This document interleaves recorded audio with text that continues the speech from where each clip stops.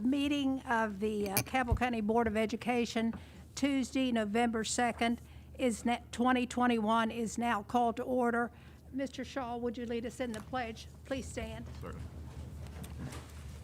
I pledge allegiance to the flag of the United States of America and to the republic for which it stands, one nation, under God, indivisible, with liberty and justice for all.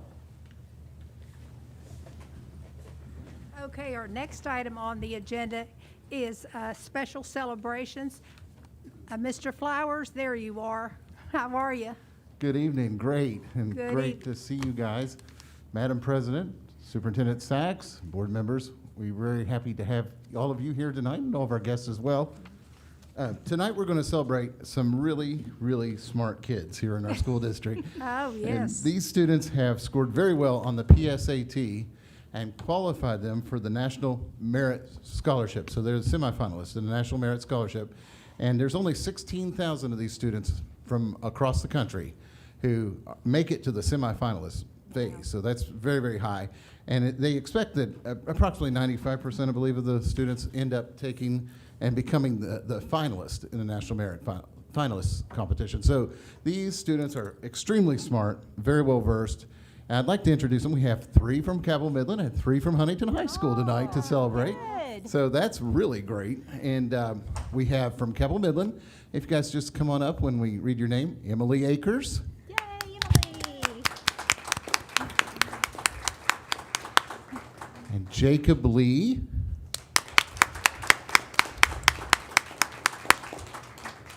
And Grant Mullins.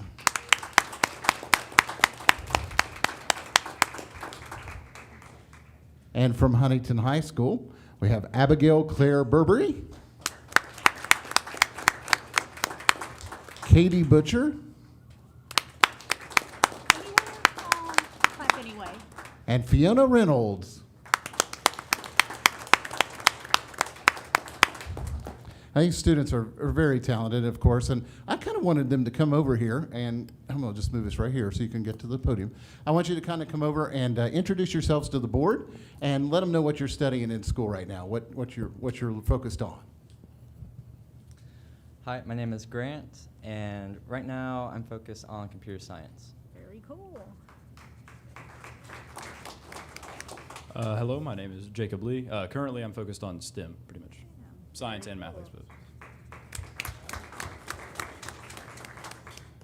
Hello, I'm Emily Akers, and right now I'm focusing on biology. Very cool. Hi, I'm Claire Burberry. I'm focused on biology, but something with animals. Oh, So. okay. Very cool. I'm Fiona, and I'm focused on education and psychology. Oh, very cool.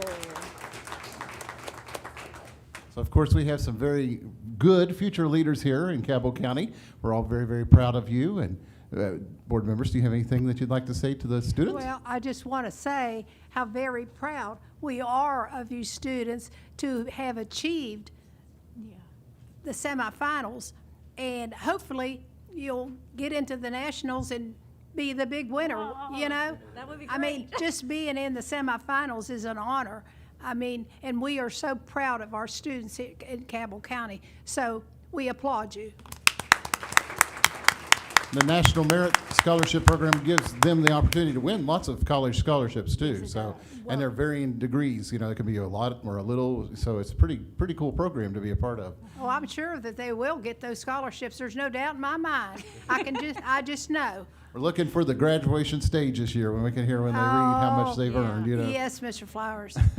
Well, Yes. with Well, that, and actually, Madam President, board members, I just want to say that Grant Mullins is one of my favorite neighbors. So, you know, he's representing Summer Acres very, very well. So, Oh, wonderful, wonderful. board members, if you don't mind, we'd like to get a photo with you and the Yeah, students. that would be And if wonderful. their advisors are here, would you come down as well? If you're here tonight with us, please come on down too. Okay, We'll move this podium. okay.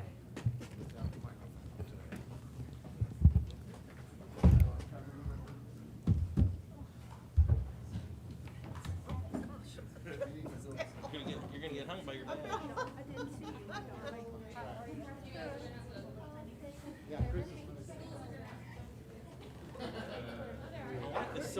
silver leopard.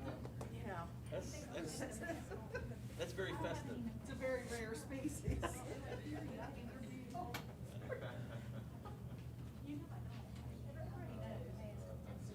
What do we need to do? Are we okay?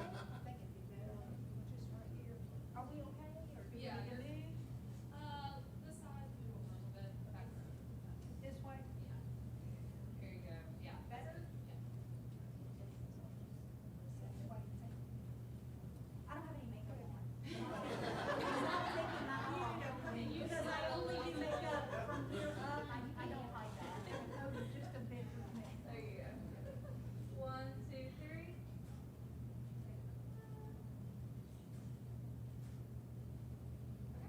Thank you. Congratulations.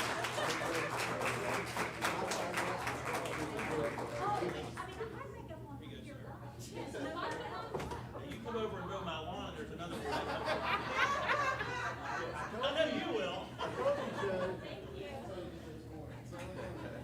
Actually, his mom has come over and mowed my lawn. I just tell the truth. That's pretty nice. Glad you're pretty. Claire, she's pretty. Well, oh. Yeah, that's who you need to give the medal to. Oh, I do Oh, have an- good. yes. To give it to the mother, they were cutting the grass. That's true, yes. Yeah. We probably should have taken. That's awful good. Thank you, girls. We probably should have taken. Make sure she gets it. I saw this, I had an extra one, I was like, it's gonna come, so thank you. How was my Jerry? That's the same. Huh? It's about the same. About the same.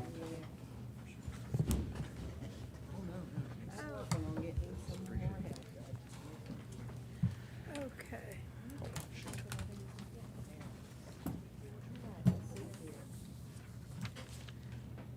Ready for page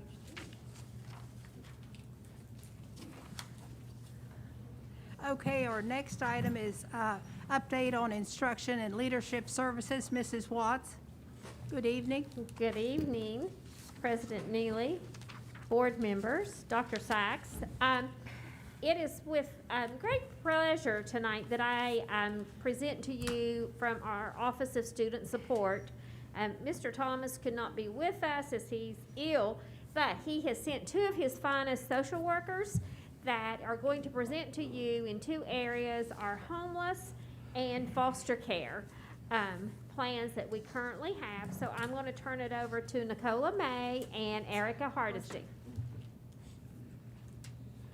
Bless you again.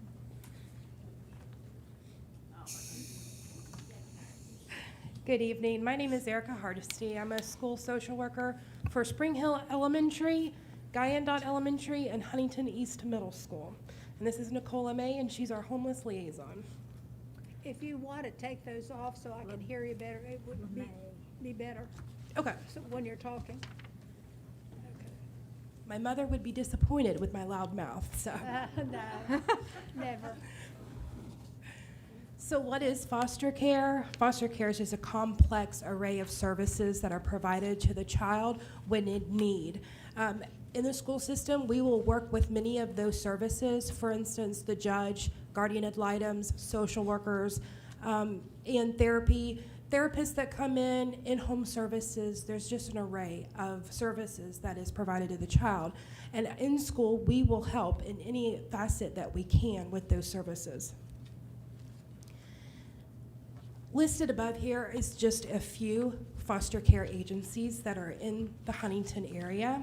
So for example, we have NECO, which is well known. We have Braley and Thompson, that is out of Dunbar.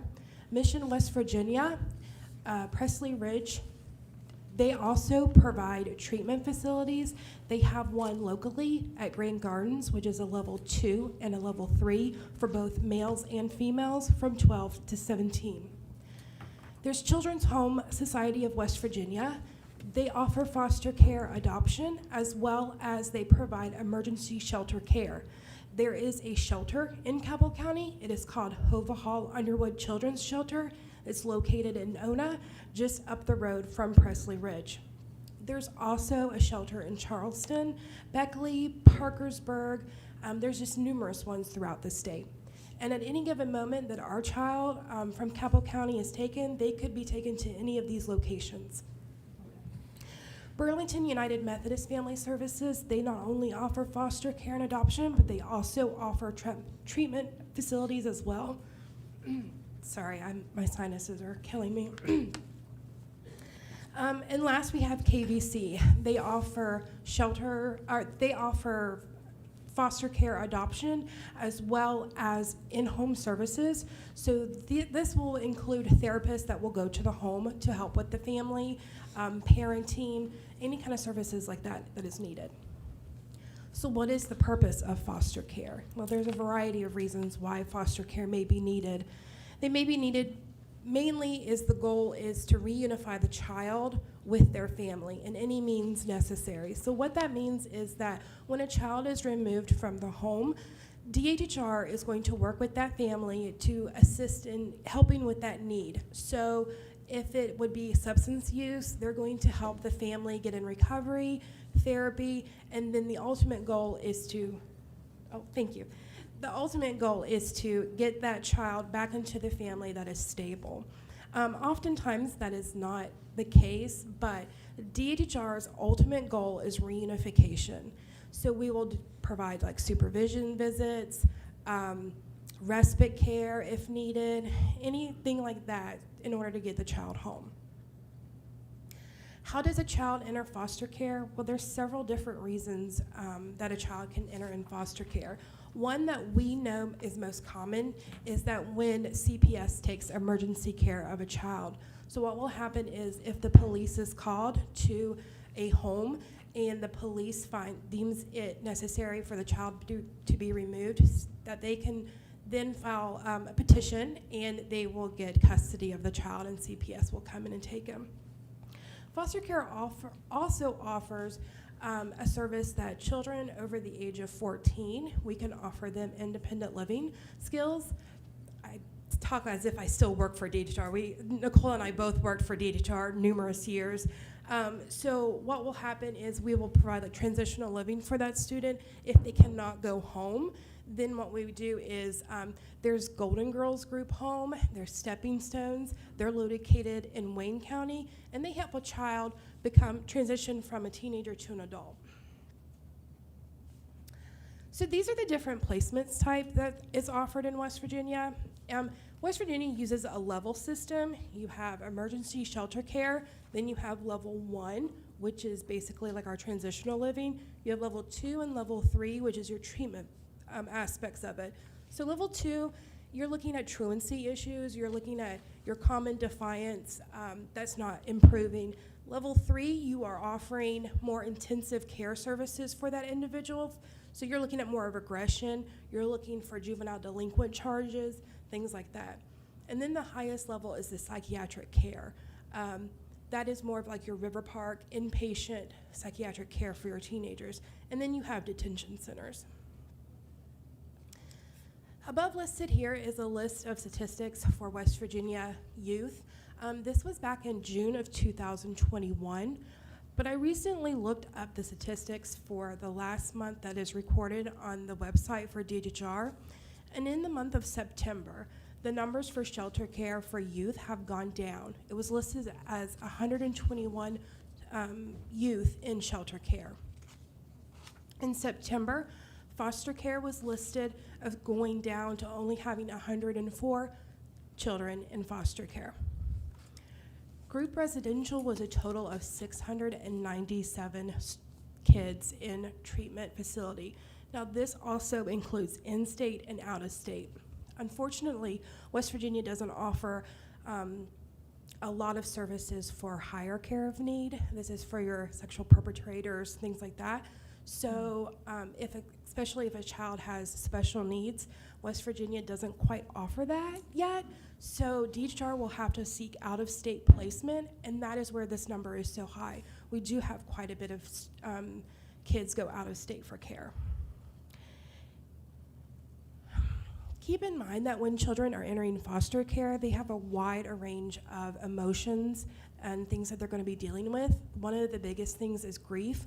We don't often think of a child going through grief when they're going into foster care, but they are. They're losing that relationship with their parents, their friends, their home that they know of, that they've lived in, friends, and even their teachers. So they're going in from a place where they have all these relationships, and now they're going into a new one that they have no idea, and that's grief. You're also going to have kids that deal with anxiety and depression, and they're going to be defiant. So how we can foster kids at school are just a variety of different things, being consistent, providing structure and predictability for our students. We've worked with our administrators in saying, like, if we know that we have a kid in foster care and, for example, doing a fire drill, that may seem very little to most of us, but for a kid that's in foster care and in a new school, that's gonna be a huge trigger for them because they're not gonna know where to go. They're not gonna know what's happening. Every school is different. So if we can give that kids a heads up saying, hey, in about 10 minutes, we're gonna do a fire drill and this is where we're gonna go, then that can kind of ease some of that anxiety. One thing is a school mentor. We definitely talked with a lot of our schools about providing that mentorship, and there's studies that have said that even 2 minutes for 7 days consistently with a student can help improve relationships. It can also improve attendance. So we've had a lot of school personnel step up and start developing those relationships with the students. The last one that I really want to focus on is trauma-informed approaches. Our schools have done an amazing job in providing these trauma-informed approaches with our school. So for example, I'm dressed the way I am because I've spent most of the day doing mindfulness yoga with first graders, and they kicked my butt. So we have definitely expanded. The teachers have welcomed the social workers and the school counselors into their classroom to teach them mindfulness exercises to calm their body and their mind, because not only are kids in foster care dealing with a lot, we're going through a pandemic, so we have a lot of increased anxiety and a lot of increased depression in our students. So our trauma-informed approaches are really thriving right now for our students. Okay, I'm going to give it to Miss May for homelessness. I don't flip. Just go forward. Just go this way. Okay. Nicola May. I'm the homeless liaison social worker for Cabell County Schools. I've had the position for now close to 4 years. The reasons for homelessness, according to the National Coalition of Homeless, for the homeless, it's poverty, lack of affordable housing, lack of employment opportunities, decline in available public assistance, lack of affordable health care, mental illness, domestic violence. May I also say with domestic violence, a lot of the kids are taken from their homes, and I've worked with mothers who just leave whatever they have just to go and flee, and it's very sad, and try to make sure those kids have support. Branches serves as one of our domestic violence shelters here in town. So addiction, is another reason for homelessness. The McKinney-Vento Homeless Act. McKinney-Vento Homeless Assistance Act, it was established in 1987. This act is a federal law that provides federal funds for homeless students.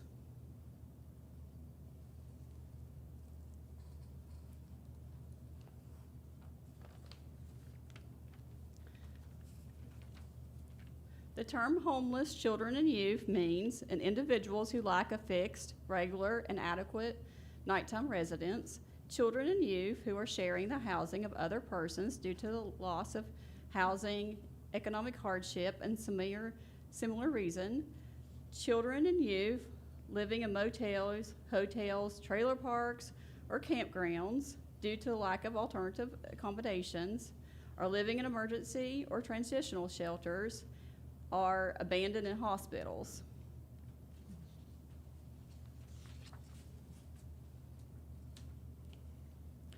Children and youth who have a primary, the term homeless children and youth means children and youth who have a primary nighttime residence that in a public or private place not designated for ordinary use as a regular sleeping accommodations for a human being. Sometimes that would be parents who are homeless that are living in like I think I've heard of situations like motel hallways temporarily for the night and things like that. It's very sad. Children and youth who are living in cars, parks, public spaces, abandoned buildings, substandard housing, bus or train stations or similar settings, migratory children qualifying as homeless, unaccompanied homeless youth. The definition of an unaccompanied youth is a child or youth who meet the McKinney-Vento definition are not in the physical custody of a parent or guardian. And to go in more detail about an unaccompanied youth, those are the children that are staying with other family members, friends, that are not their guardian. We have quite a few in Cabell County. If you were accompanied, would be like if your family would be doubled up with another family, or your parents are with you in the place where you're staying.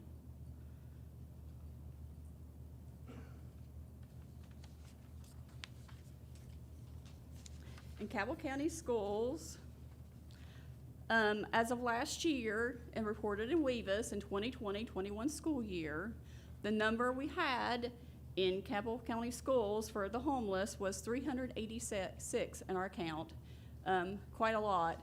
And actually this year, as of today, we have in Weavis 342. So we had quite a few homeless students in our county. In our county, there were less than 5 that were in unsheltered car parks, campgrounds, abandoned buildings. Most of our students that were in this category were living in campgrounds. We did have a few of those. We had less than 15 that were living in a hotel or motel. I see this quite frequently too, and I think I've seen more of this year, is living in hotels and motels. Shelters, transitional housing. There were 39 students living in shelters, transitional housing. Our shelters are the city mission, branches, and also too, Hova Hall Underwood Shelter. That is a foster care shelter, and actually those students are counted as homeless in our county. Doubled up, quite a few of our children in Cabell County are in this category, 330 of last year. And those are families and students living with other families or other individuals in our county. And we had quite a few of those.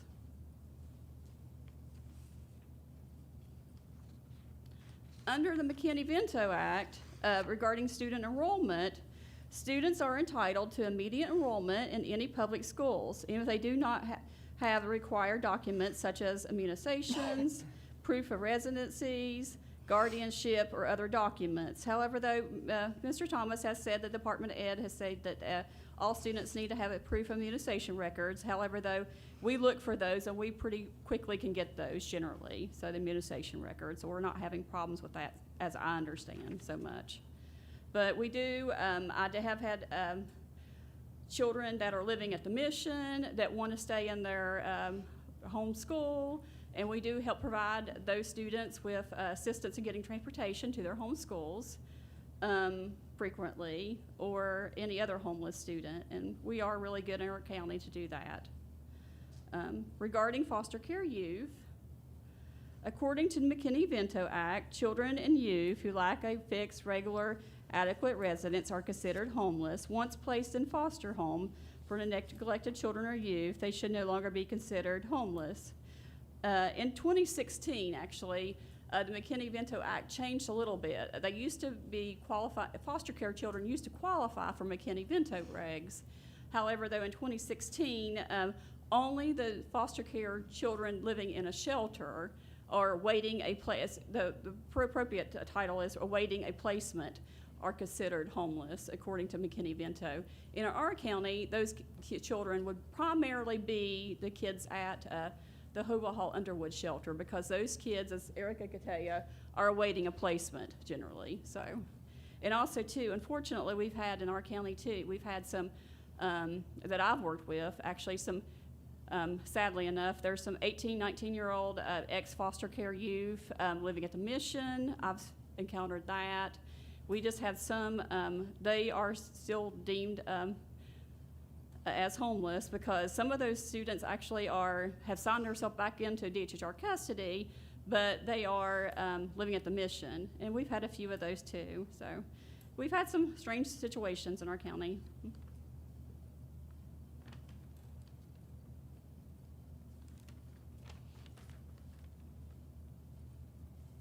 Services to children under McKinney-Vento.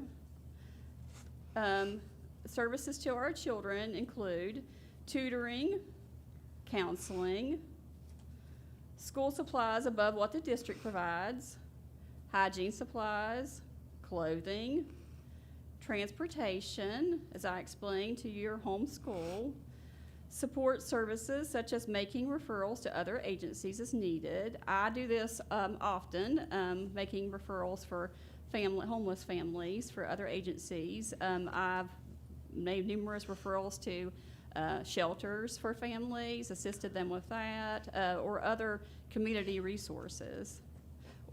And graduation caps and gowns. I've had to help a few students purchase caps and gowns for graduation, which is always exciting. Some health-related services that are not available for public, private source, such as eyeglasses or hearing aids. Most students that are homeless will apply for West Virginia Medicaid, but sometimes there are some things that they cannot get through West Virginia Medicaid or need that we've helped in the past. Homeless services in our area. As I stated, the Huntington City Mission is a homeless shelter downtown. They provide a day and night homeless, it's a homeless residence. Information and referral, or known as I&R. They help with also too a lot of homeless resources that when people call in and need additional services.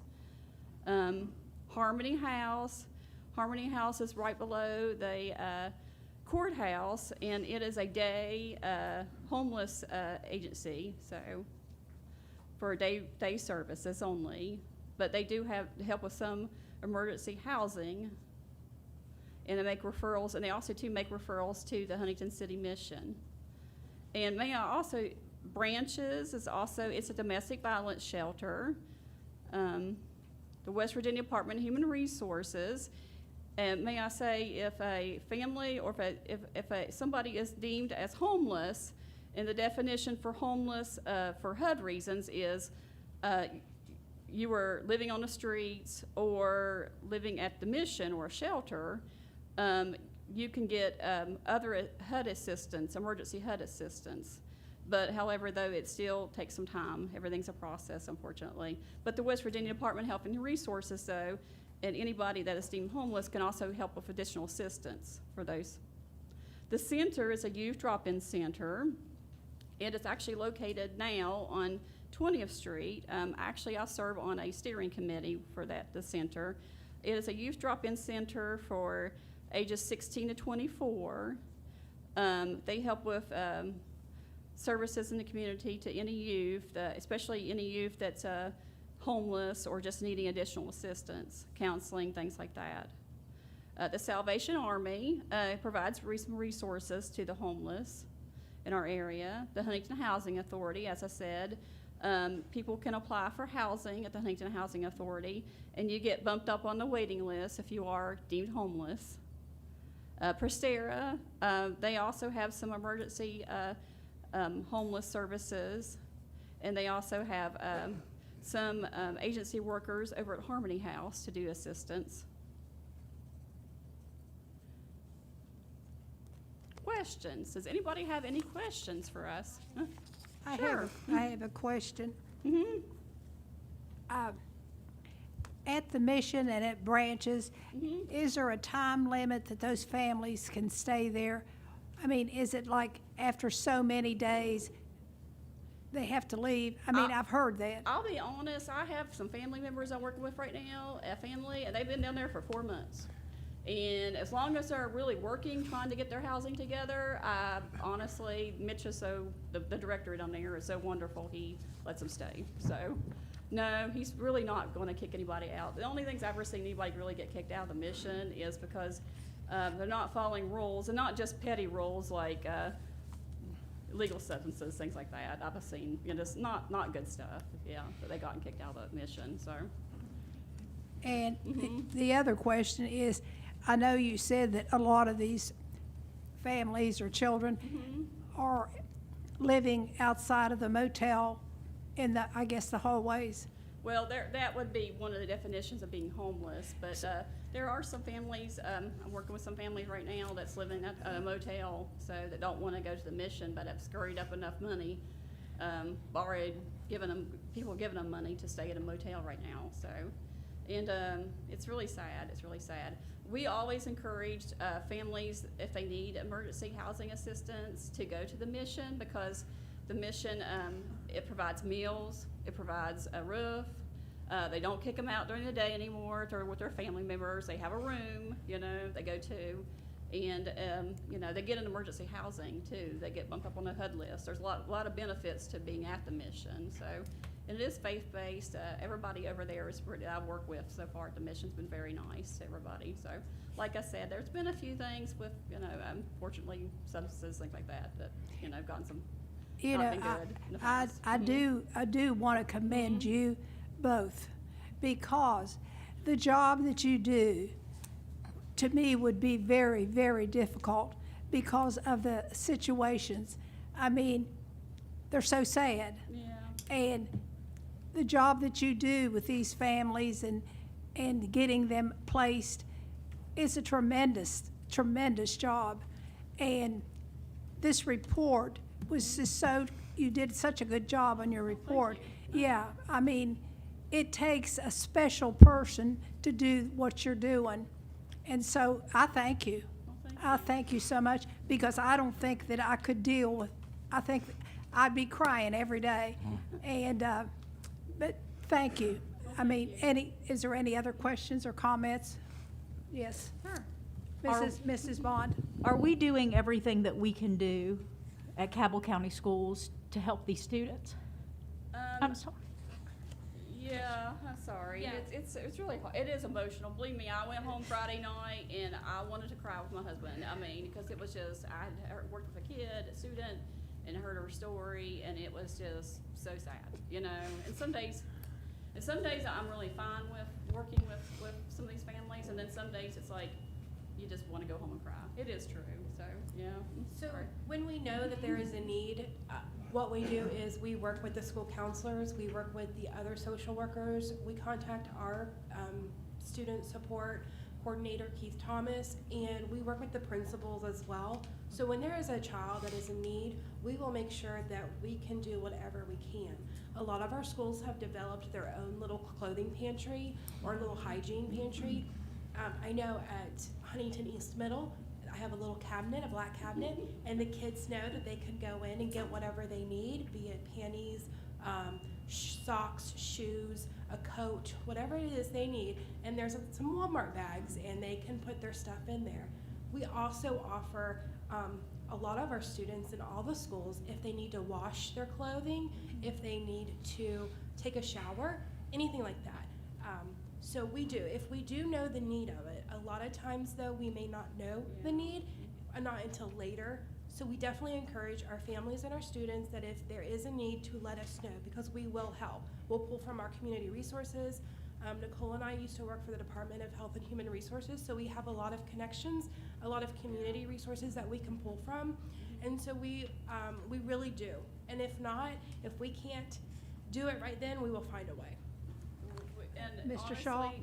Honestly, the only thing I've not really been able to do is like put people up in a hotel because they don't want to go to the mission. But other than that, we've been able to accomplish quite a lot. So, Mr. Shaw? Thank you, Madam President. I would like to ask each of you, number one, you mentioned a youth drop-in center on 20th Street. Could I ask more details, the location, avenue perhaps? Yeah, it is on, I have to look up the actual address, but it's the old Mount West building where the church is on Mount 20th Street.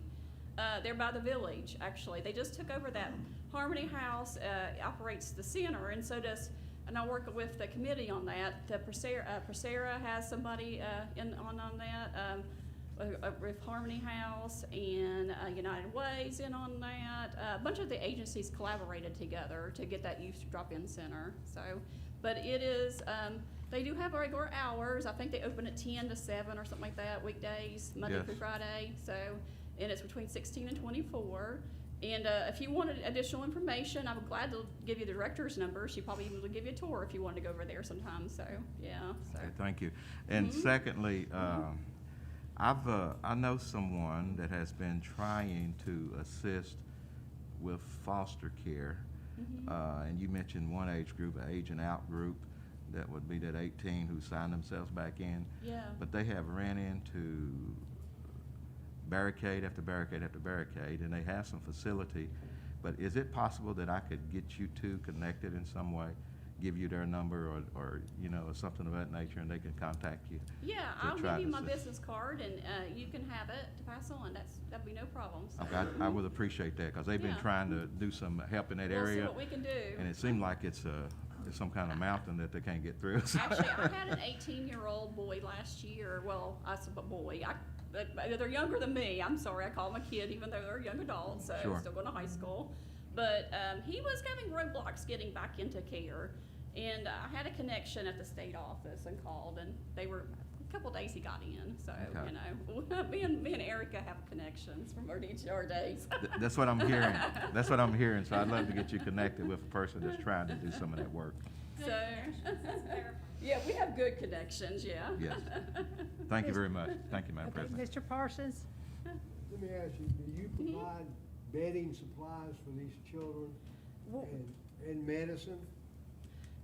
No, we don't. I usually have to, families usually have most of it in Medicaid for the medication.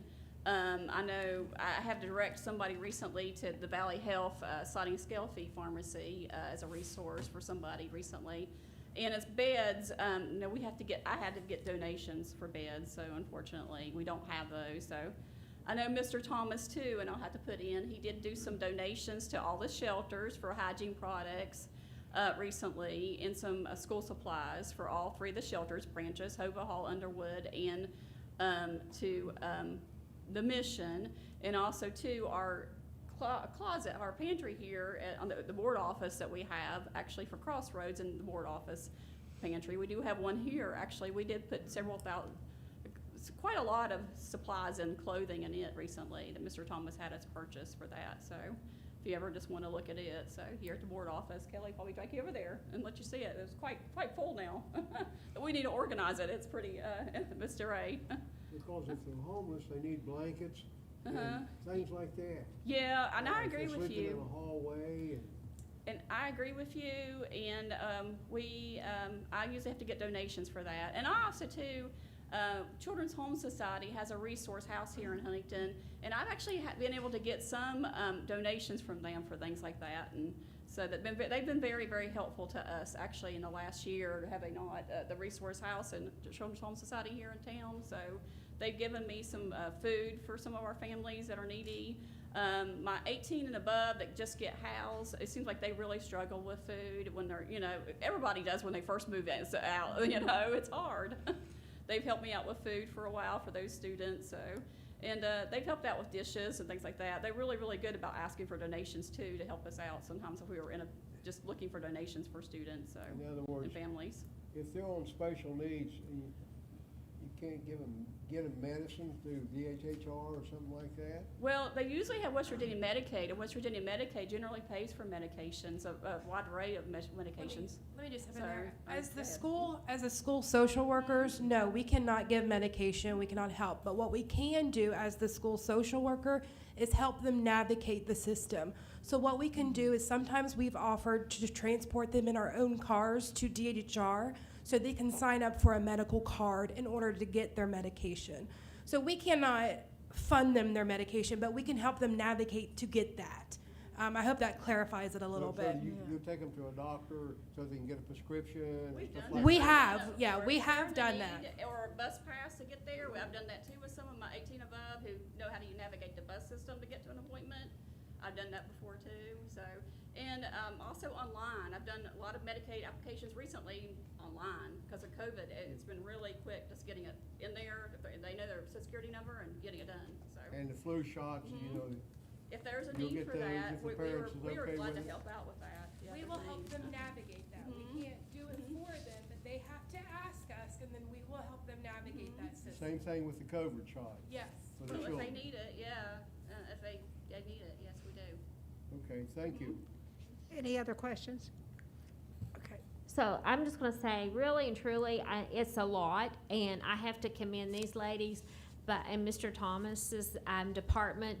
Our principals, our counselors, our teachers, our custodians, our cooks, they work hard at taking care of our kids. They identify a need, and maybe even before we can get out and get supplies purchased, that's already happening in the school. That's one of the things that will always amaze you. And yes, bedding we cannot provide under our federal grants that we receive, but our churches, we know what churches that we need to call. Everybody, when we ask, everybody kind of collectively comes together to help us support our students. So there's certain things that by law, but the navigation will help anybody navigate any process that they need to be successful. What about the care funds that they have, the federal government put out? For the care, Yeah, the care funds, funding, use it for blankets and stuff like that for these children. well, that still is around primarily in instruction. Focused on my division is on instruction, and in operations, that's clearly defined on what we can and cannot use. Okay.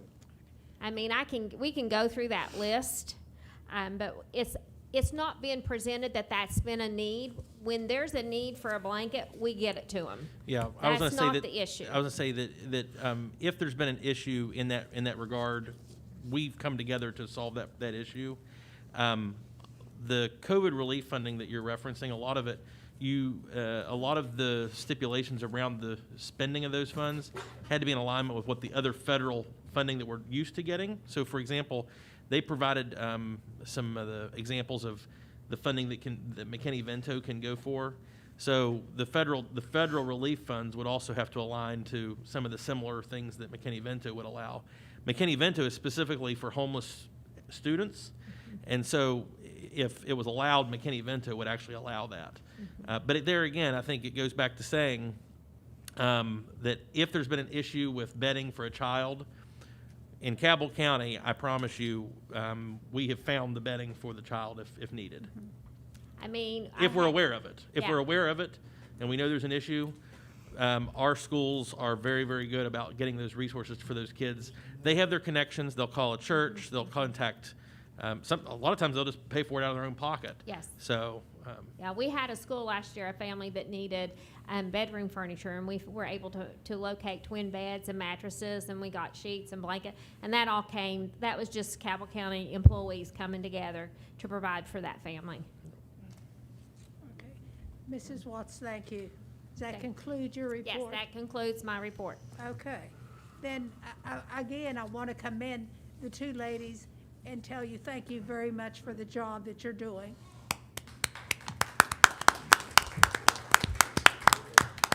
Okay, our next item on the agenda is update on support.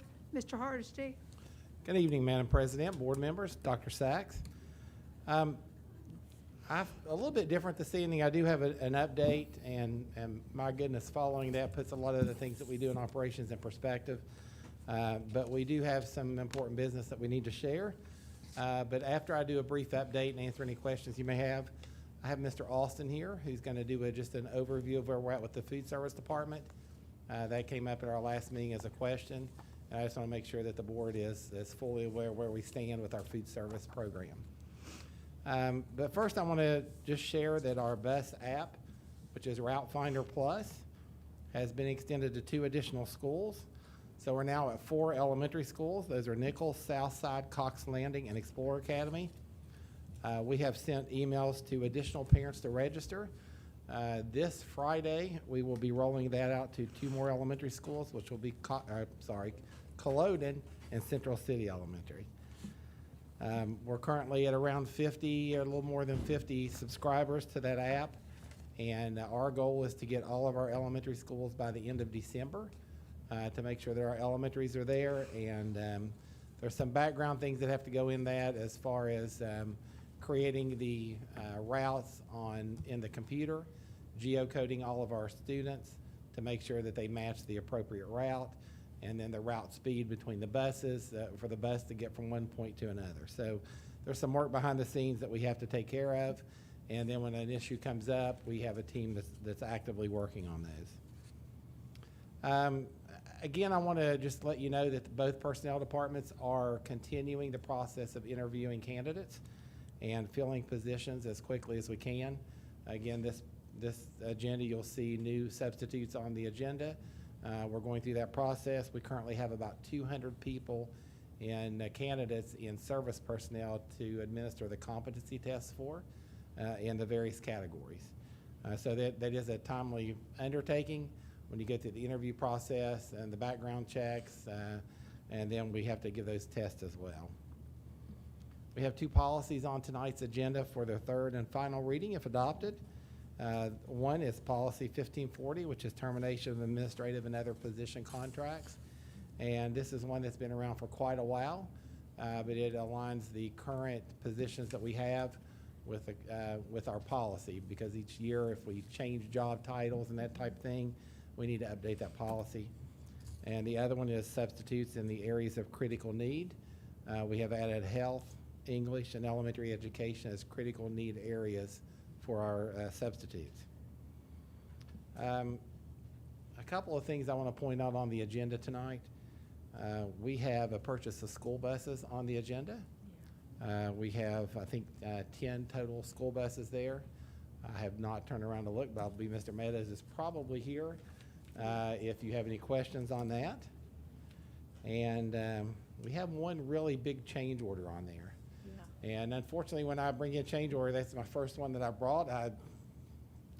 It's a large one. It is for the asbestos abatement at the Sears building, or the former Sears building, the future home of the Cabell County Career Technology Center. We found the mastic that was used to put the original tile down is still on the entire first floor, holding the original tile under everything else that you see. And so in some places, it's 3, 4, or 5 layers deep under vinyl tile. But we're going to have, we would like to have the contractor that's there to go ahead and abate that so we can make sure that it's ready to go for the construction part. Just to touch base on that for a moment, there was a couple of discussions that we had when we putting that out for bid of whether we hire someone to come in and try to find all of the areas. Because we could not find the asbestos book that entities are supposed to have, and we assume that's because it was closed for so long. Upstairs in the mechanical room, it's written on the wall for the asbestos book, please dial this number. We have dialed that number, we've reached out to different offices, and we haven't been able to locate that book. So instead of hiring an engineer to find it, we brought the demo company in, and we didn't know exactly what they would find, if any, but they did find that there. So. And lastly, there are 2 positions that are on the agenda that I certainly appreciate Dr. Sachs allowing us to pursue. There's a 3rd one that will be coming as well, but those are coordinator of 3 different areas in our service personnel. And we have wanted to have positions to support our service personnel for quite a while, and we found a way to try to do that. And that's coordinator of custodial service, a coordinator of secretarial services, and there will be one coming, a coordinator of food services. And over the years, we have always, people been on positions, and you get a head custodian job or a head cook job or the secretary job because you're the most senior when you bid on that because of the way state personnel hiring practices are for service personnel. And we feel like we would really like to develop these roles to provide support for people when they get to that role or they're wanting to get to that role, so we can actually enhance those positions to where they become an expert in that field and they have assistants to go to without it being any kind of evaluation tool. It's a person that can go and identify where the need is and help them meet those needs. And so, unfortunately though, because this is a new position for us, I'm going to have to ask that we pull the two that are on there today. And the reason for that is there is a competency test for a coordinator position, and they have not taken that test yet. And we got ahead of just a little bit ahead of ourselves and placed them on the agenda before we gave them the competency test. And under state code, we can't actually give them that position without them passing that test. And so I fully expect and hope that we bring those names to you on the next agenda, but we're going to have to go through that process first. And hopefully the third one will be listed with that one as well. Those are, if you want to make a note, Dr. Sachs, those are on page 13. And I apologize for that. We got a little rambunctious and wanted to get them in position and start helping employees, and we need to do that first. I like the use of the word rambunctious. Well, it's a position that we feel like will be very valuable in the county and help a lot of our employees to make sure that they're doing an excellent job. That is CU 22025. And then skip 1 and 027. Those would be the two that we would need to pull. And if anyone has any questions about anything that I covered or any other questions before I bring Mr. Austin up, I'll be glad to try to answer those. Now, Mr. Horsey, go back and tell me, what are you excluding? Yes, it's on page 13. I've got 13, yeah, page 13. Yes. Which ones are you excluding? It is 5. At the very top of page 13, CU 22025. Okay, And I gave you the wrong one just a moment ago. I apologize. It's S22022, okay, which is Connie at the bottom. okay, Thank you, Mr. Roberts. okay, so we'll. I wrote the wrong one down on We'll my pull agenda. those. Yeah, We'll pull those for the night. when we, okay. All right. Is that everything? Unless anyone has any questions. Any No questions? Mr. Parsons? On the asbestos quote, Yes. did they turn in a 10-day notification that you know of? We have not. That won't get turned in until the board votes to approve. If the board votes to approve it, that goes in tomorrow. That should be the contractor's position to turn that notification in. Yes, yes. And then, will that be under negative air? That area? Yes. With negative air machines? Yes, that's one of the reasons he wants to do that before he goes through the ceiling in the first floor, because the ceiling is still intact in the first floor, and that will alleviate a lot of the airspace that they have to work with. So. And the ones that are removing the asbestos, are they certified? They are. They actually have the state contract. When we had to do abatement at the old Enslow building, that's actually the company that had the state contract that we contracted with. They are the subcontractor doing the demo right now. Have they had their physicals? I don't know, but we'll have all that in place before we. Physicals and Yes. the breathing test? you know? Yes, yes, That's standard. they do. They have, because they have the state contract, they have to keep all of that up. And they will be responsible for the 10-day notice. There will PE equipment. I'm sorry, I didn't hear what you said. They'll have powered respirators. All that's required to remove asbestos, yes. Okay. Yes. Thank you. You're welcome. Any other questions for Mr. Hardesty? Mr. Hardesty, thank you. Thank you. Mr. Austin? Okay.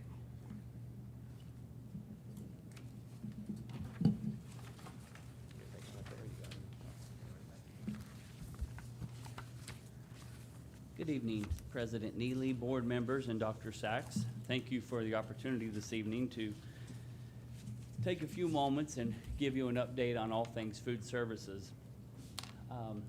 I am new to the role, started in early June, and I just wanted to start out by saying that we hit the ground running. I was able to work with Rhonda McCoy for a few weeks and try to extract all of her information as best I could, and she was wonderful to work with, but we hit the ground running.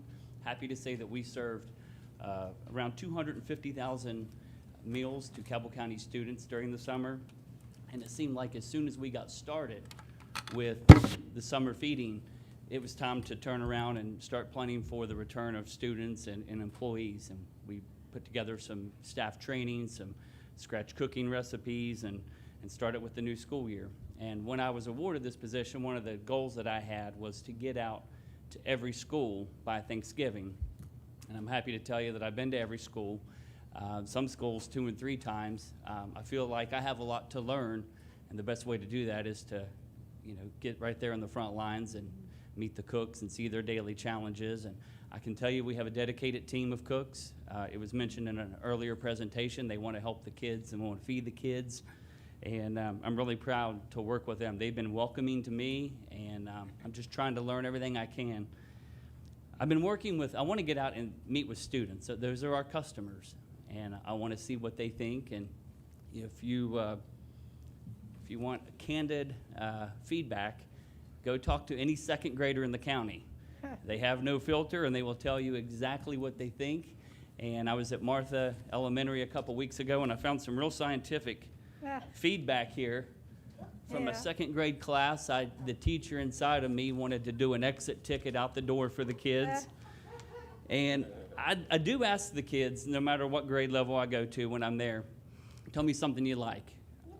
Give me some good things that you want to eat, and tell me some things you don't want to eat. Just trying to make improvements, right? So this kid needs meatballs. Give that kid a meatball. And he needed them so bad he wanted to tell me twice. And of course, the pepperoni rolls on the other side, they are the hit. I could become the most popular food director in the state if I put pepperoni rolls with the kids. Now, the cooks would probably hate me. Sounds like if you did pepperoni rolls and meatballs. Yeah. Yes. The cooks might not want to do the pepperoni rolls every day, but that would make the kids happy. No, but going on to the next slide. I'm sure that some of you have experienced this at the grocery store already, and you've seen it on the news. And we are dealing with supply chain issues, and I just kind of want to give you a quick update of where we are and how we're handling those and dealing with those. So there have been basic staples that have been impacted. We've had anything from eggs, bacon, chicken, yogurt, and it's sporadic, it's unpredictable, it's usually not long-term.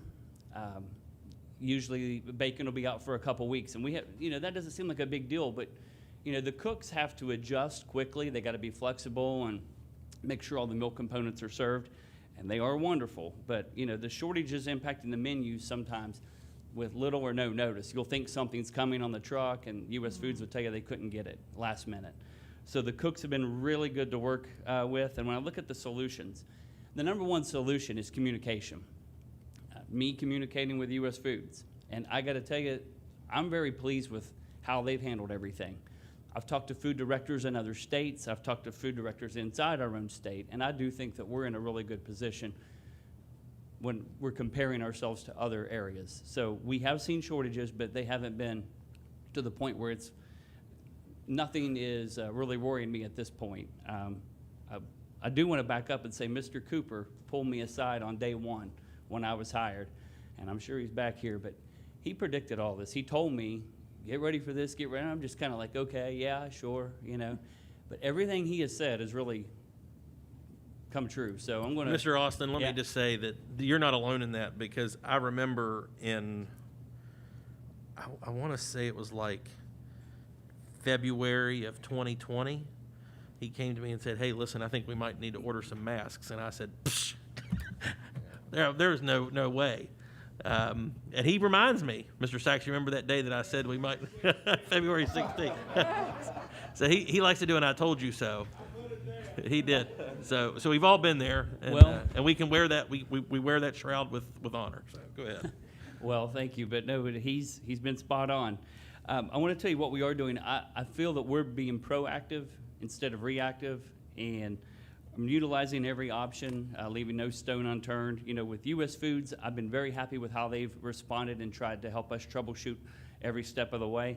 But we've been pre-ordering produce well in advance so we can kind of reserve it before it's time to order it, working with our commodities. Our local vendors have been wonderful.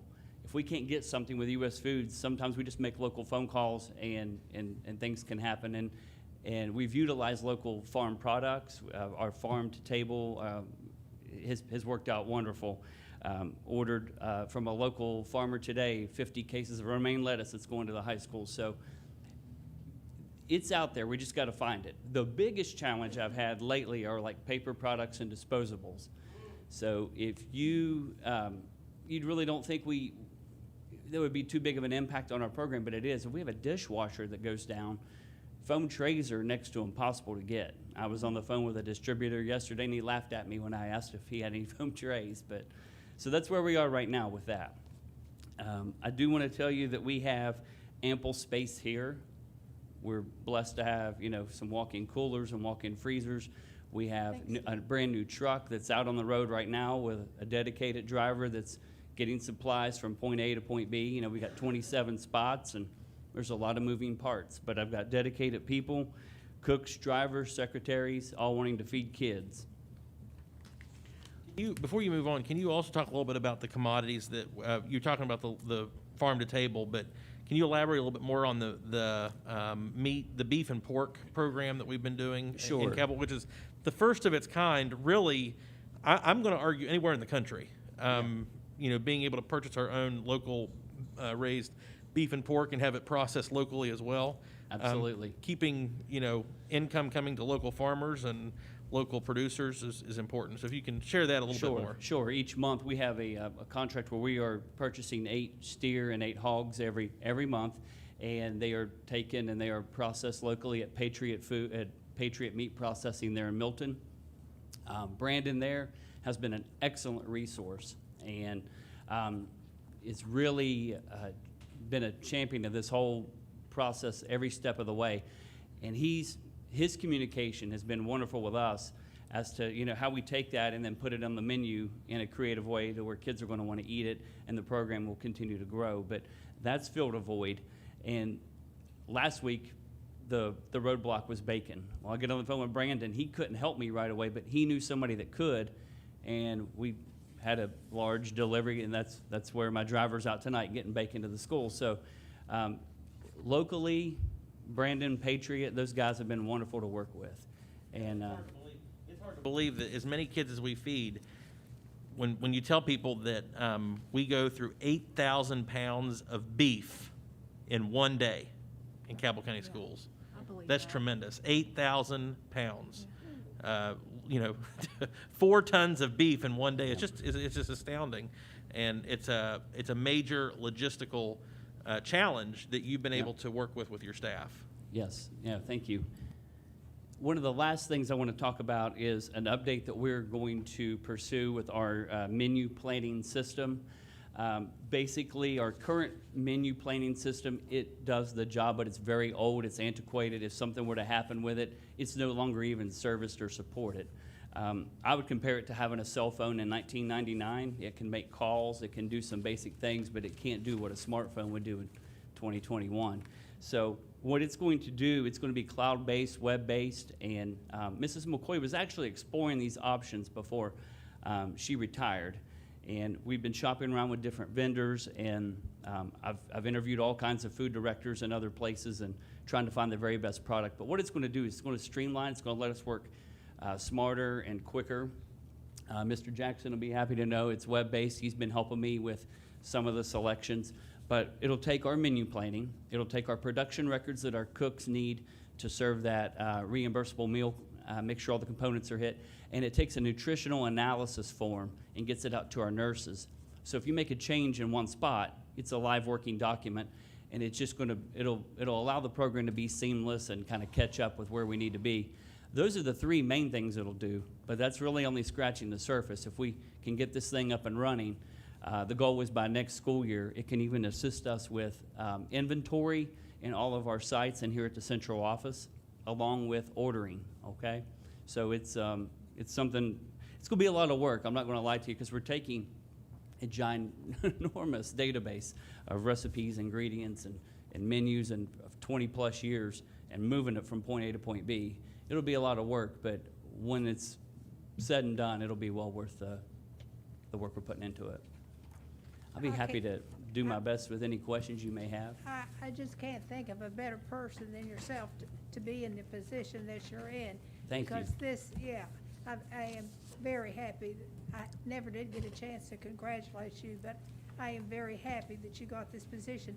And I can see the work in this, what you're doing, and it's great. And Thank you very so much. I commend you for this. Appreciate it. Mr. Austin? Yes, sir. Are you getting federal food from Charleston? Yes, yes. So we have our commodity orders, and I should have mentioned this when you asked me about the local beef and the pork, but we do have, we work with the USDA commodities out of the warehouse in Ripley. About once a month, I place a rather large order, and about once a month, I put an order of produce in, and we're constantly moving those supplies around the county. Yes. Well, I've noticed a couple news things on the news about one school system in another state. The children at lunch only had 4 chicken nuggets, 4. And then another school system, they had salad, put it in a paper sack, no fork or anything.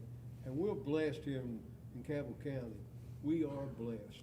We are. We have I'm not just saying this, a really dedicated team of cooks, and it's been great to get in and meet them and learn about what they do. They work really hard. I have learned to make pizza rolls by taking the croissants, dough, put my pepperoni in there, put it in the oven and bake it. I got my pizza. Good. I've learned that. That's good. And one thing I'd like to know. Yes, sir. When are you gonna get the decals on the truck so somebody that I know over here is supposed to take me for a ride in that truck? We are working on that. We are working on the decals. They have actually. Mr. Hardesty can, he's actually right on top of it, so. And one thing about it, I will say this, our transportation department, our custodians, our cooks, our secretaries are second to none Here, here. on feeding our children. They are.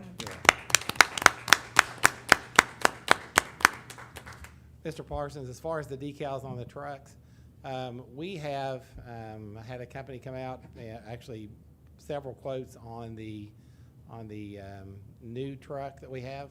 We'd actually like to do the old truck as well, so they're coming back out to do those. But we also have a fleet of vehicles that we need to look at, the maintenance trucks, the vans, those type things, to get the logos on. So we're going to try to get all of those taken care of, and we're working on those now. So should be very quickly.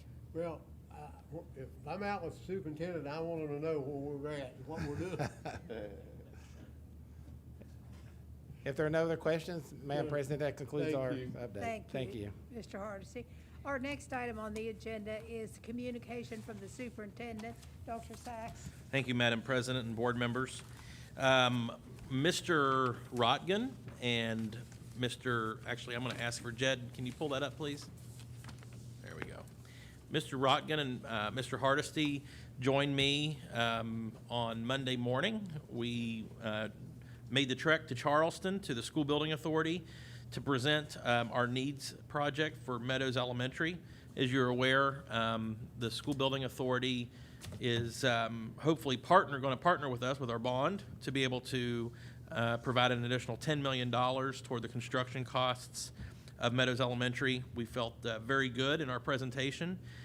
There are a lot of needs projects out there across the state of West Virginia, but we remain optimistic that the Meadows project will rise to the top and will be funded, but we will not get final approval or not understanding of whether or not we receive that funding until early December. But we do remain optimistic because we have a very good working relationship with the School Building Authority of West Virginia, and we have a tradition of having some very, very quality projects that they've assisted us with. For example, the new Hylon building.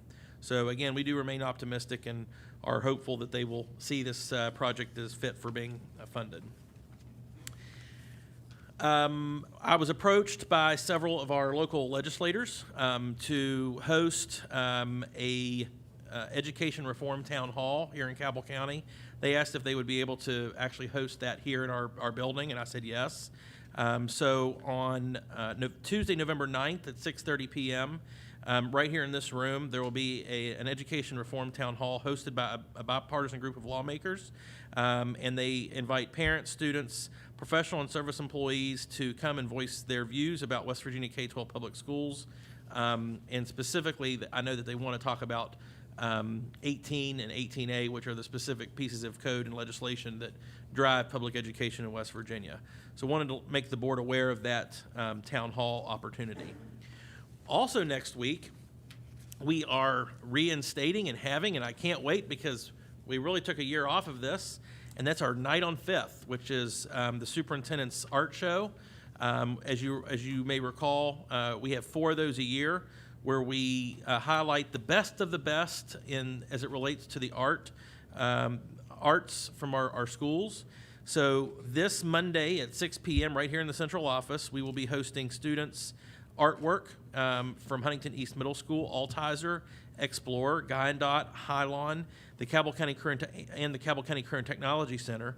I'll also say that there will be music provided by several students from across the district as well. And so we're really excited to be able to host those students again in this art show. And of course, catering for this event will be provided by the Huntington High School Pro Start program under the direction of Amy Lynch, who is their Pro Start instructor. As always, I will tell you that they do a phenomenal job. And of course, knowing that Miss Lynch was a pastry chef for several really high caliber hotels, I can tell you that I always look forward to when her students provide their desserts, because they're always very good. So again, come out on Night on Fifth at 6 p.m. And really, I can't tell you enough, if you haven't had an opportunity to see this event, the students are so proud of their work to be able to come here and see it on display. So I encourage you to come and talk with them and ask them about what inspired them in their drawings or their paintings or their photographs or their sculptures. It's really a very rewarding evening. It's one of my favorite events. Mr. Hardesty has been working diligently with his team on an employee vaccination clinic for the boosters. And also he's been working with the Cabell County Health Department. We've ordered a large amount of third dose boosters for our employees. And so what we will be doing is on Friday, November 12th from 8 o'clock to 4 p.m., which is Thursday, the 11th is Veterans Day, so we don't have school. But Friday, November 12th, we're going to be moving that day to a remote learning day. So students will be at home learning. But this will provide an opportunity for our staff to have some flexibility throughout their workday to come and receive their third booster at Huntington High School, again, on November 12th from 8 a.m. to 4 p.m. And then, of course, I guess, Mr. Hardesty, help me understand this. Flu shots will also be available that day. And will students age 5 through 12 also be eligible for that vaccine that day, or is that not correct? I'm a little confused on that.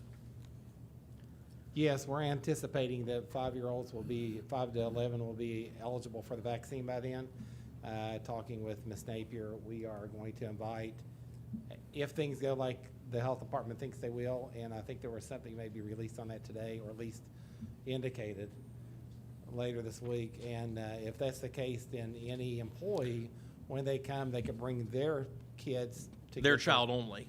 So yes, we're not opening to up to get the rest of the students at that point, though. Yes, our plan with the health department, just to let you know, is that once that is finalized, we'll set up site clinics for our 5 to 12-year-old, 5 to 11-year-old students as well, most likely in the middle schools like we already have in the middle schools, and run it out of the middle schools because a parent has to come with them to fill out the form. Yeah, so the general takeaway here, board members, is that we will be prepared to be able to vaccinate any of our employees' children age 5 through 12 if they want to bring them that day. We anticipate that will be approved, and if so, we'll be prepared to be able to provide those vaccinations for students aged 5 through 12.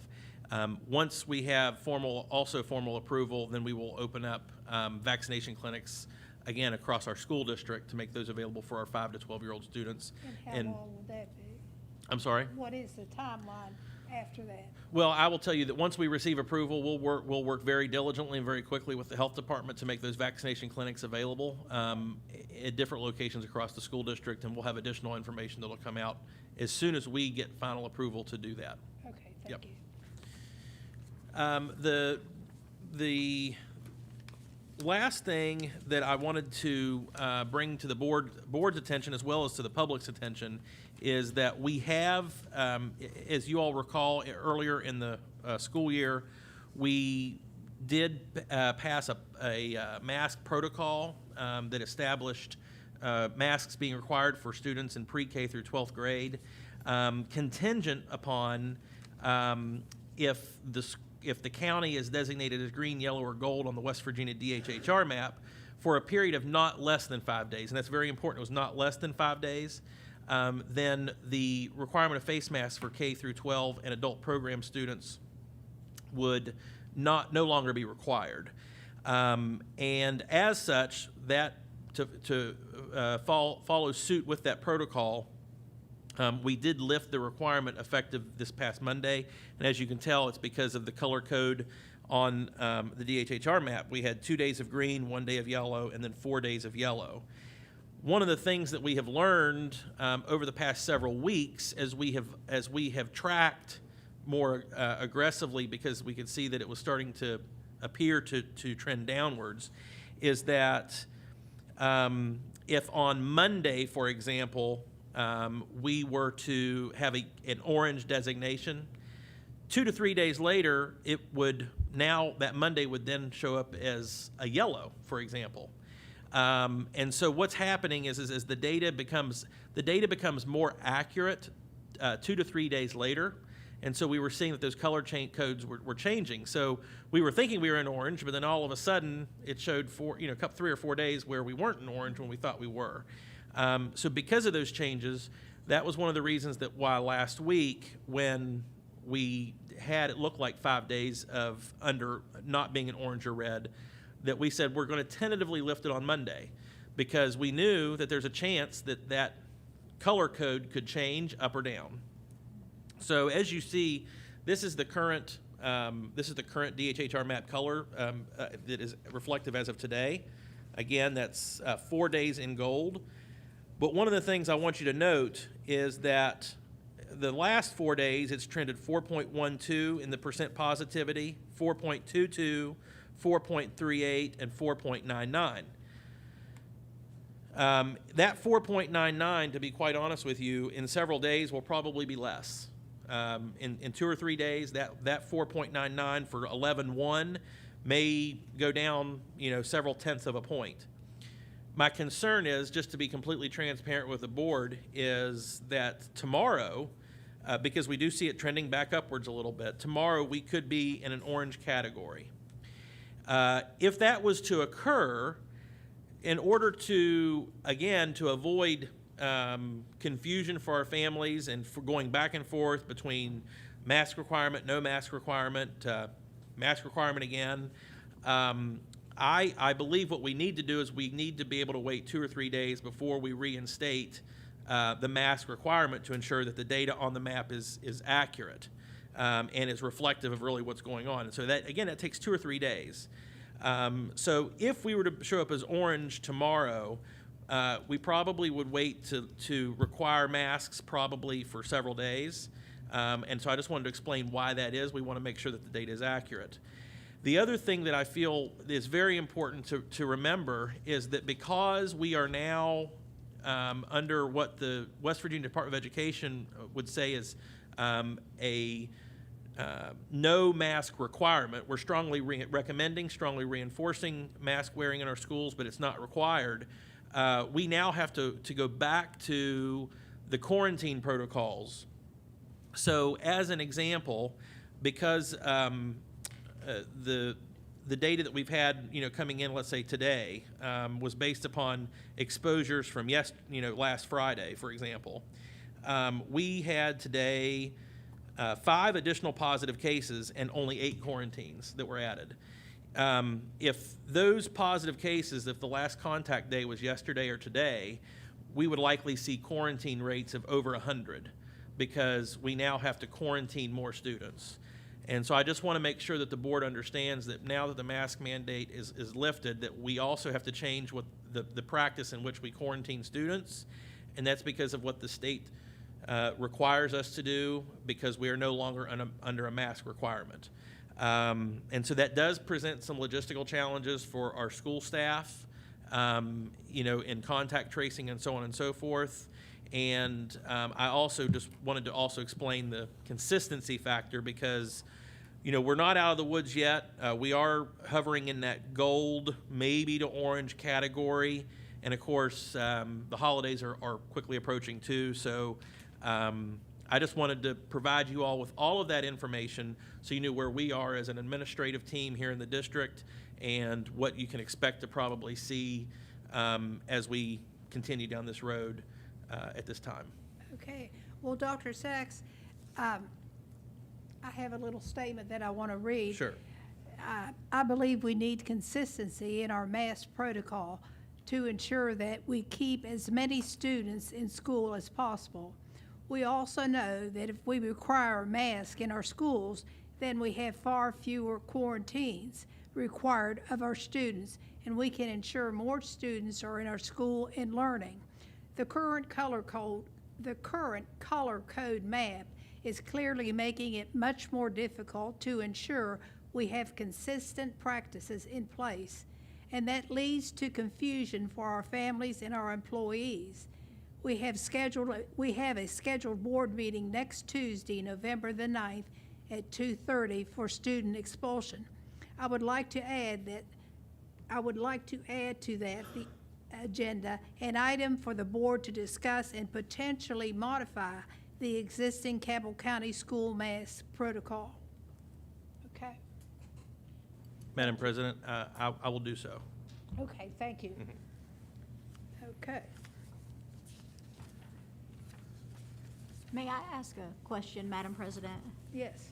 Dr. Sachs, I know you said in several days those numbers will change. Is that because we have non-Cabell County residents coming here to test, and then they kind of go through that data, and then we get a more accurate number? Is that what's happening?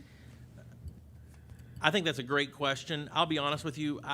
That's my suspicion, is that that's one of the reasons. I think that there are many factors that the state DHHR looks at in order to ensure that the data that they're reporting is accurate. And I think that that's just one of the possible reasons that we see a decrease or an increase at different times with the data on the color code map. But the big takeaway is it changes quite frequently. Okay. One more. You said we had 5 active cases, which resulted in 8 quarantines. Did I quote you correctly? Yes, ma'am. Actually, if you'll permit me, usually I give up and I did not add it to tonight's update, but I give an overall cumulative. So currently in the school district, we have 19 positive cases and 38 quarantines. But yes, today we added 5 positive cases and there were 8 quarantines. And again, those 8 quarantines were most likely as a result of students eating at lunch. So they had their mask off and they were eating close to each other within that 3 feet. And so because we don't have a universal mask policy now, or we don't have a universal mask requirement in place, we would be required to contact trace in all of the classrooms that those kids were in. So if you think about a high school student that was potentially positive, that's 7 different periods plus lunch. So if they were sitting around 2 or 3 students in every single classroom that were within those 6 feet, 3 students times 8, that's another 24. It's another 24 students that will be quarantined just for that one student, as opposed to maybe 1 or 2 students that will be quarantined. So that's why it increases so exponentially, is we have to contact trace in all of those locations where masks may not have been worn universally at that time. So potentially hundreds of more quarantines. Absolutely, yes. That scares me. That is concerning to me. Yes, ma'am. Because then all of those kids aren't in school. They would be required to follow the quarantine guidelines that are established. Yes, that's correct. Okay, thank you for clarifying. Yes, ma'am. Okay. Does that conclude your? Yes, ma'am. That concludes my report. Okay, thank you. Do we have delegations to be heard? Yes, ma'am. I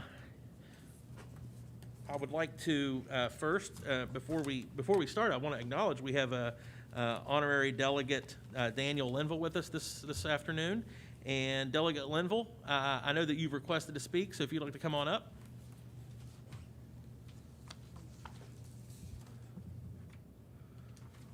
I didn't recognize you with a beard. I I'm didn't sorry. either. I didn't know that was didn't you. either.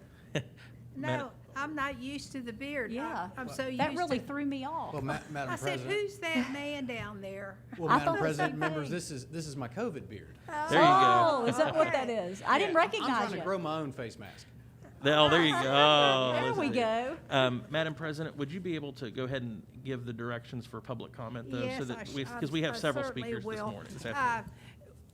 People that want to speak have 3 minutes to speak. We can't answer you back, but we are going to listen to your concerns, okay? Certainly. Go ahead. All right, thank you, ma'am, and thank you, members of the board. Honestly, it's there's no concern here that I come before you with. I noticed on this evening's agenda that you are going to be considering A approval little of bit a. louder in the microphone. I'm so sorry. That's okay. 'cause Normally, I I'm a don't little hear loud. that. Okay. All right, so I don't come with any grievances or anything like that. This evening, I come basically just to say thank you for some of the leadership that you all have provided and some forward-thinking efforts. As you know, and as is on the agenda tonight, there are 3 items for your approval related to the FCC's Emergency Broadband Benefit Fund, and specifically purchase of 2,500 wireless mobile routers that are cellularly connected with unlimited internet for students, an additional 83 devices for the buses and the services thereon. I want to commend this Board of Education and the members of staff that worked on this. There were 28 out of our 55 counties across the state that applied of their own accord, and then the state stepped in and applied for an additional 15 of our 55 counties, with grand totals being well in excess of about $46 million in requests. But I want to tell you what it means that Cabell County was in the very first tranche, the very first wave of this first round, and has received these dollars. And I want to commend you because there are a number of these families who, for whatever reason, perhaps they can't afford broadband internet service at home, or it may not even be built to them yet, though we're working on that at a state level, and there's certainly a role that our schools will play in that. But moving forward, there's going to be certainly people that have cellular connectivity at home where they don't have a wired connection at home at all. And so what's very interesting about this is that where these are unlimited, and that's, I believe, the only folks that can get this through Verizon as a for instance on this one, are our school boards. And so, if a normal member of the public were to try to contract for this, they'd get 15 gigs and then they'd slow down to half the speed of smell. And you guys are going to have them going well and within the definition of broadband, and I think it's very, very, very important to the educational outcomes of our students, and certainly for other uses that the families may have at home.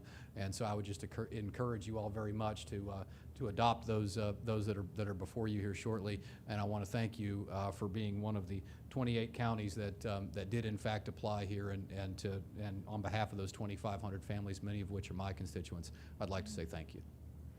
Well, we appreciate that. Thank you very much, Mr. Linville. We appreciate you saying all those good things, and thank you. Thank Good you. to see you. Anybody else? Yes, ma'am. Okay. Beatrice Spradley.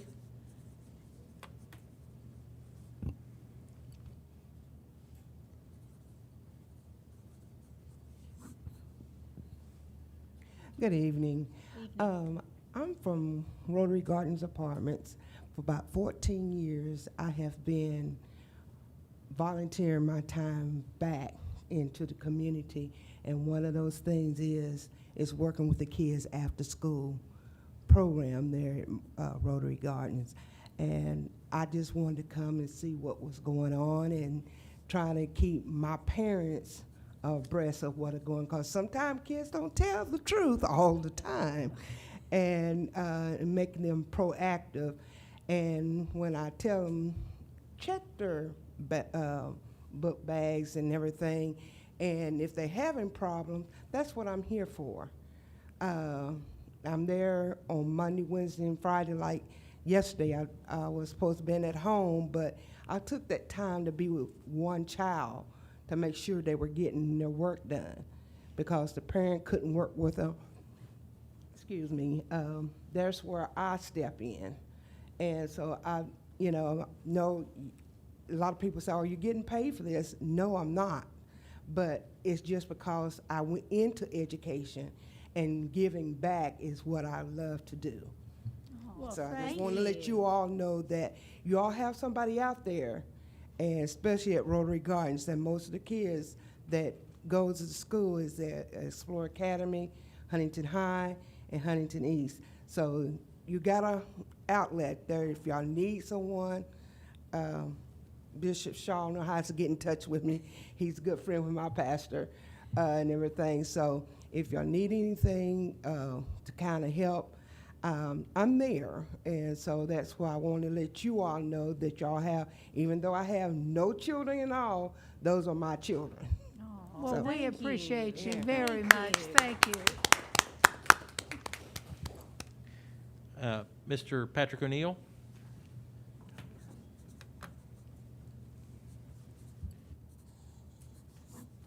Well, I guess you all know me. Patrick O'Neill, principal at Davis Creek Elementary. President Neely, board members, and Superintendent Sachs, I'd like to just thank you for the opportunity to stand before you to speak briefly about a concern of mine. But first of all, I'd just like to go on and say I'd like to applaud you for the vaccines that you have provided for our Cabell County employees. I also like to go on and applaud you for not making it a mandate that we get those vaccines. I also like to go on and applaud you for lifting the mandates of the mask currently. We know that it can change at any time, because I have to say it was awful nice to see the smiling faces of our kids, which is really touches my heart. But the reason why I'm here this evening is I believe at y'all's last board meeting, you all had approved the attendance incentive program for those employees that were vaccinated. And I have to tell you that I am unvaccinated. And I'm going to go on and share something personal, which I normally do not do, because even Superintendent Sachs didn't know this until my third week of being out of school, but I had COVID at the end of August.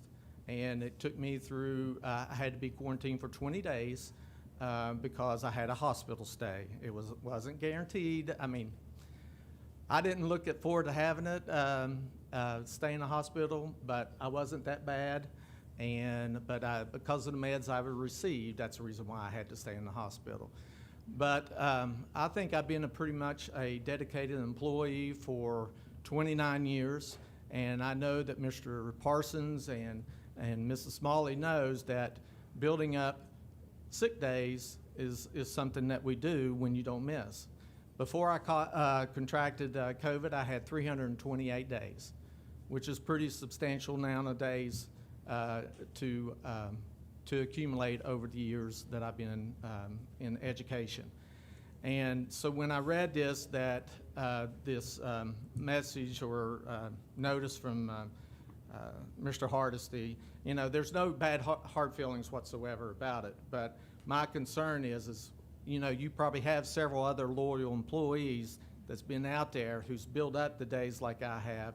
And I just feel that it's just not fair to myself that because I contracted COVID, that I am not entitled to the opportunity to receive the incentive as the vaccinated.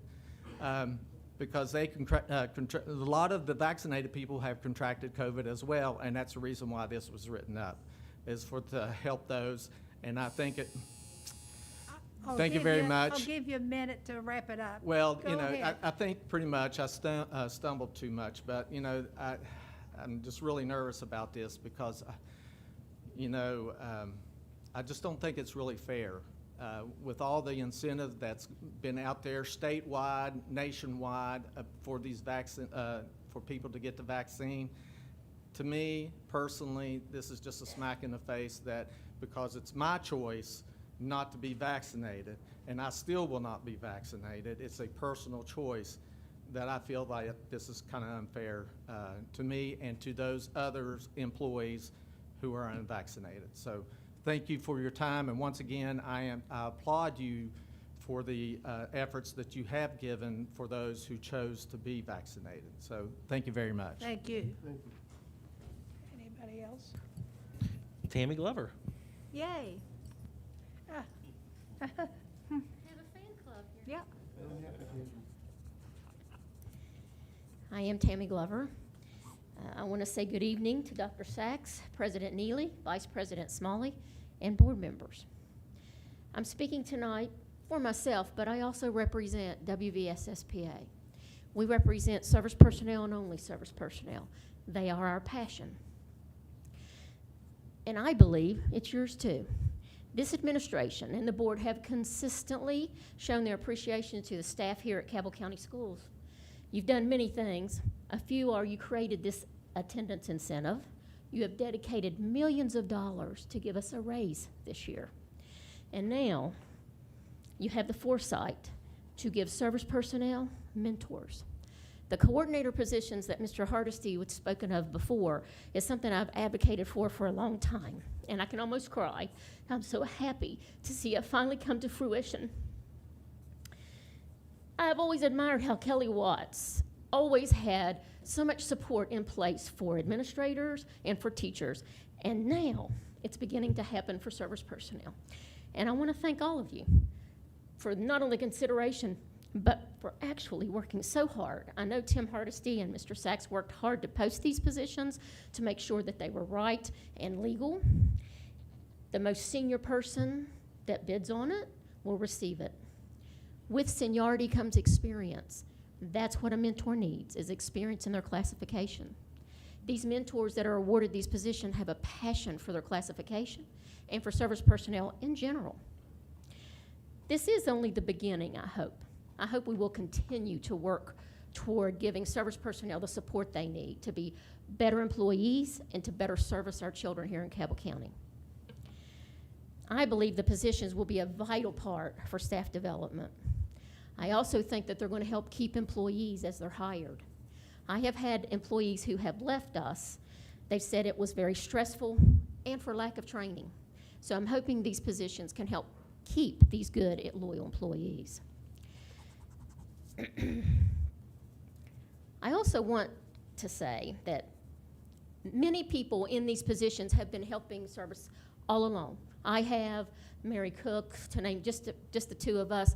Many secretaries call me, the cooks will call her, and we did it on our own time because we love Cabell County and we want our students to be served better. And to have these positions available to someone who can dedicate every day to doing nothing but service the employee in the classification that they serve in is amazing. And as you can see, I'm extremely happy about it. Knowing that new employees, new head custodians, new cafeteria managers, and secretaries have one of their own to call on without fear of reprimand, they can call and ask for guidance so that they can better facilitate their position. This is not new in the state, but it's new here in Cabell County, and I'm extremely, extremely happy. I want to thank each and every one of you for giving service personnel this opportunity. It is valuable, and I know that it will prove to be a staple. I hope they're here to stay, and that for years to come, there will always be this position for someone who will step up and help our own. Thank you. Thank you. Madam President, that concludes public comment. Okay, thank you. Okay, we'll move along then to item 3. Is there anything in that section of the agenda that anybody wants to comment on?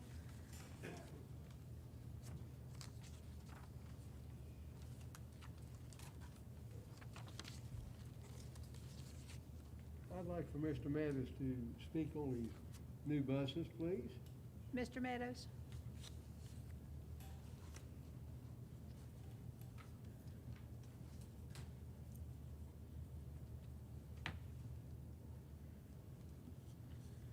Madam President, always a pleasure to be here before you all. Thank you. What can I say? Your question. I'm saying it. You ready? Yeah, yeah. He's waiting for the question. Waiting for the question. Okay. Our 5 new buses. 10. 10? Okay. They will have air conditioning. They'll have Wi-Fi. As of tonight, they'll have Wi-Fi, yes. And I would like to tell you that Cabell County has the best transportation department in the state. I see them out on the road all the time. They're excellent drivers and courteous. Thank you, Mr. Parsons. It's always a pleasure to stand before you all during this time, and I certainly appreciate those kind words. That's what I want to tell you, sir. Thank you. Mr. Meadows, you're still wanting bus drivers though? We're always accepting applications. We just started another, from the job fair that we had, we got about 4 or 5 new applicants from that. So we started a new class, and we're always taking applications. And I think I had heard a message from someone that you may have sent my way. That's but why I asked you. yeah, and I called her, and she hadn't returned my call yet. But okay. that's okay. Thank you, Mr. Yeah. Meadows. You're welcome. I Thank you. appreciate that. Yeah. I And really do. Tell her to make sure to get in touch with me. Oh, okay. Madam President and board members, I would also like to add that we do have the best bus fleet in the state of West Virginia. We have the best bus drivers who are professional, good bus drivers. who care about their students. But we do have a fleet that is something to be proud of. And it's not by happenstance. It's because we have one of the best transportation directors in the state as well. And I'll be the first to say, I'm sure that Mr. Meadows may echo this, that we don't always see eye to eye on certain things. But we work well together. And I appreciate his leadership. And I really appreciate the work that he's been doing. If you look at this bus expenditure here, he was able to find some additional funding to be able to fund an additional bus.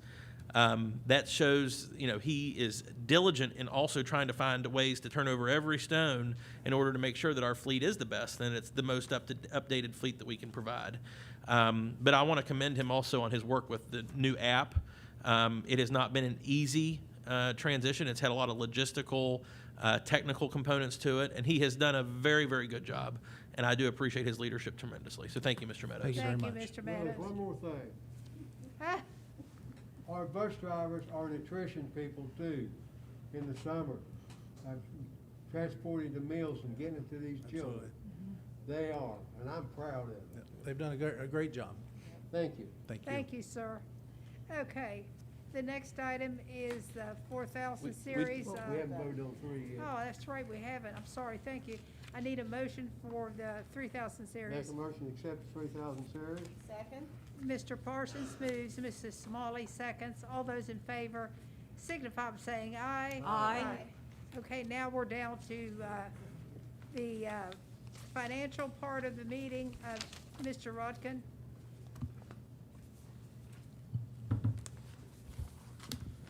Good evening, board members. Good evening. I wasn't here at the last board meeting, so it's been a little while since I've been up here, but I really appreciate the chance to get in front of you again. On the agenda tonight, we've got the September Treasurer's Report and also the September vouchers payable. Don't have a whole lot to go over, but just a couple of real quick updates for you guys. The agenda item you just approved related to the buses. I did want to comment on that just briefly. That was a real great undertaking by Mr. Meadows. I know everyone is praising him right now. Let's add a little bit more. Because of some work that he's done, and there was quite a bit of work on his part, that's $150,000 he's brought into this county through this federal grant that he's been able to obtain. And we were working with the West Virginia Department of Environmental Protection to make that happen. It's a federal grant. And that's really just the beginning, because it's supposed to be a multi-year grant program, and so we actually expect that number to be even larger next year. So there's that's really is a really special accomplishment, and that's really good for the county, and it's going to help us maybe even make our bus fleet a little newer, a little fresher, obviously more environmentally friendly. That's part of the intent. But we're going to get some additional buses, not just this year, but also next year because of that program. So that, All right, Drew. Listen, I can't handle this anymore. I apologize, board members. Mr. Meadows, I need you to come back down here. I would not. Listen. I'm going to tell you something. I am in just such a pleased mood with your performance, sir. This, I mean, when Drew comes up and starts giving accolades, there's just no way around it. I am going. You have deserved the superintendent's coin of excellence for the transportation department. So.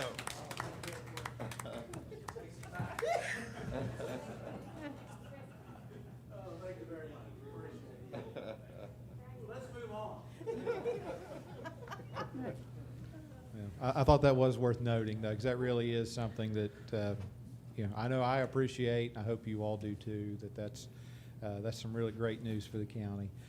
As far as what we're working on in the business office right now, if you think back to September, whenever we published the financial statements, I did kind of allude to that there was a new standard that we would have to go back and revisit. So we're in the process of implementing that now.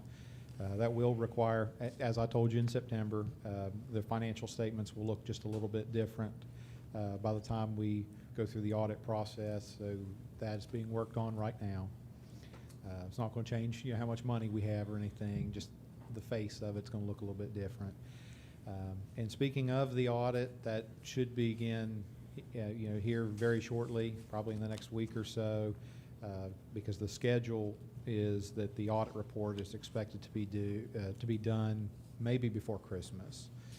And so as soon as we get to that point where the audit report is released, I'll obviously bring that to you just like we usually do. Do you all have any questions for me this evening? Any questions for the treasurer? No, sir? All right, thank you. Okay. So I need a motion to accept the 4,000 series. I make a motion, we accept the 4,000 series. Mrs. Smalley moves. I second the motion. Mr. Shaw seconds. All those in favor signify by saying aye. Aye. Approved. Okay, we're down to the 5,000 series. Is there anything anybody wants to discuss or pull out of that series? There were two. Yeah, Madam. Madam President. Yes. I'm requesting approval of the 5,000 series. However, I am requesting that we pull items CU 22025 Right. and S 22022, which are all located on the top of page 13. Yes. Okay. Is there anything Oh. anybody else wants to? Yes. I have one. Under the 5,000 series, page 13, 5.03. Okay. I'd like more information about that. Is that something that has to be done in executive session Can since you it's repeat? employee? 5.03, Administrative leave, is that service something? personnel. Yeah. I'd like more details on that. Is that something that has to be done in executive session? That will have to be separate, yes, ma'am. Okay, so I'm we'll. sorry. We'll go Where is into that? executive session. It's not on You top. want to do that after we finish the rest of the agenda? You want to do that after we finish? Whatever your preference is, Madam President. Yeah. That's good. Yeah, we'll just hold this one. And we've excluded the aforementioned that Dr. Sachs said on page 13, and approve the rest of the 5,000 series with those exceptions. So if there's nothing else, I need a motion. Motion to accept the 5,000 series excluding the items that the superintendent mentioned. And the administrative leave for service personnel. Okay, I've got a motion by Mr. Parsons, a second by Mrs. Smalley. All those in favor signify by saying aye. Aye. Approved. Madam President, I know that we are potentially going to have we need to go into executive session for 5.03.